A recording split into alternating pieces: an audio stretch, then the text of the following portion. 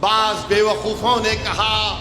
کہ نہیں پولیس پکڑ لے گی امتیاز جلیل کو، اور دنیا نے دیکھ لیا، ہزاروں کی تعداد میں گاڑیوں میں نکل کر پوری ہائی وے کو چکا جام کر دیا۔ مہاراشٹرا کے اسمبلی میں جب مجلس کے میلے رہیں گے تو کوئی مائیکا لال یہ حرکت نہیں کر سکتا انشاءاللہ تعالی۔ نوجوانوں، نتیجہ اس وقت نکلے گا جب تم اپنی پارٹی کی لیڈرشپ کو مضبوط کرو گے۔ نوجوانوں، تمہاری اور ہماری آنکھوں نے دیکھا کہ مدھیہ پردیش میں حاجی شہزاد علی کے 20,000 اسکوائر فٹ کے گھر کو بی جے پی کی حکومت نے،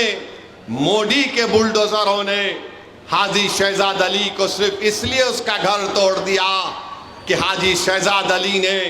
مہاراشٹرا میں جس شخص نے رسول اللہ صلی اللہ علیہ وسلم کی شان میں گستاخی کرنے کی کوشش کی، حاجی شہزاد علی نے احتجاج کیا اور مدھیہ پردیش کی گورنمنٹ بی جے پی کی 20,000 اسکوائر فٹ کے گھر کو حاجی شہزاد علی کے اس کو توڑ دیتی ہے۔ میرے عزیز دوستوں اور بزرگوں، یہی چیزیں ہیں جو ہم کو پکار کر کہہ رہی نوجوانوں کہ اگر تم صرف نعرے لگاؤ گے، تم صرف سیٹیاں بجاؤ گے، اس سے نتیجہ نہیں نکلے گا۔ نوجوانوں، نتیجہ اس وقت نکلے گا جب تم اپنی پارٹی کی لیڈرشپ کو مضبوط کرو گے۔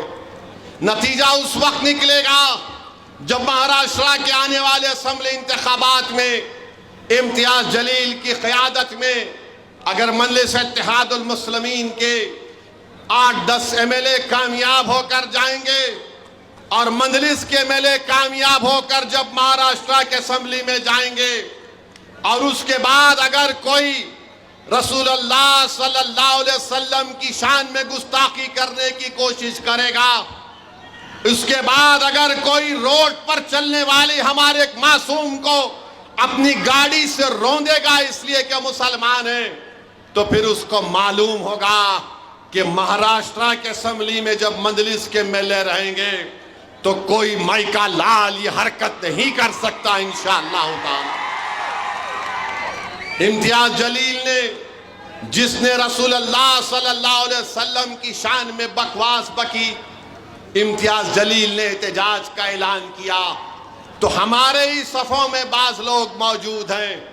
جنہوں نے کہا کہ امتیاز جلیل اتنا بڑی ریلی نہیں نکال سکتا۔ بعض بزدلوں نے کہا کہ امتیاز جلیل پبلسٹی کے لیے کر رہا ہے۔ بعض بیوقوفوں نے کہا کہ نہیں پولیس پکڑ لے گی امتیاز جلیل کو۔ امتیاز جلیل مجھ سے بات کیے، میں نے کہا سید امتیاز جلیل، جب مجلس نے اعلان کر دیا احتجاج کا، جب مجلس نے تاریخ کا اعلان کر دیا، جب مجلس اتحاد المسلمین نے بتا دیا کہ اورنگ آباد سے جلوس نکلے گا، میں نے امتیاز جلیل سے کہا کہ سید امتیاز جلیل، جب تم نے اور پارٹی نے اعلان کر دیا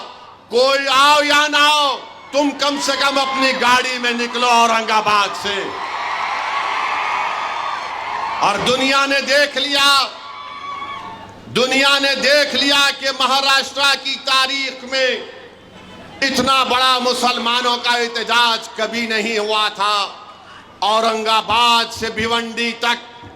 لوگ بتاتے ہیں کہ 8 سے 10 ہزار گاڑیوں میں فرزندان توحید اپنے رسول صلی اللہ علیہ وسلم کے غلامی کا توق ڈال کر نکلے تھے۔ دنیا کو بتا رہے تھے، ظالموں کو بتا رہے تھے، مودی اور امت شاہ موہن بھگوت کو بتا رہے تھے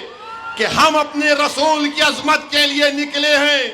تم سمجھ رہے تھے کہ ہم نہیں نکلیں گے۔ ہزاروں کی تعداد میں گاڑیوں میں نکل کر پوری ہائی وے کو چکا جام کر دیا۔